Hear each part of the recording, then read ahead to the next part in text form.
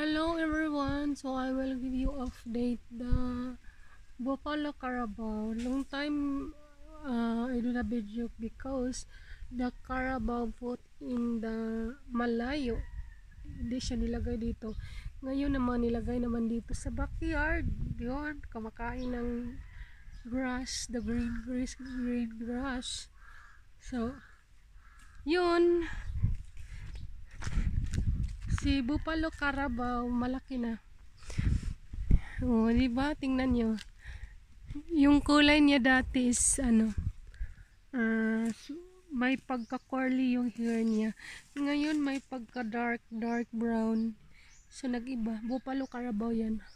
Yan ang mama nila. Yan po. Saka doon po si Americana Carabao. So nandito sila lahat. Oh.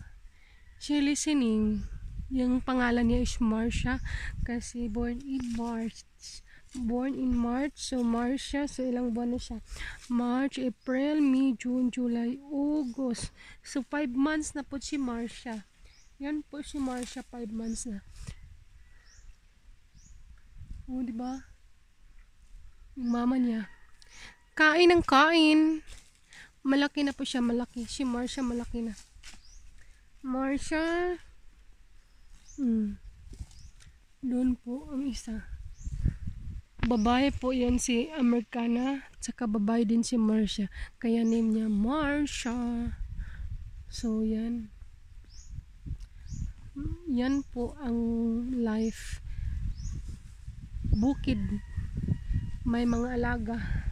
Lots of animals. Para katuwang sa buhay. Katuwang sa buhay pag yan ang life in province. So thank you everyone. So yan na po ang update.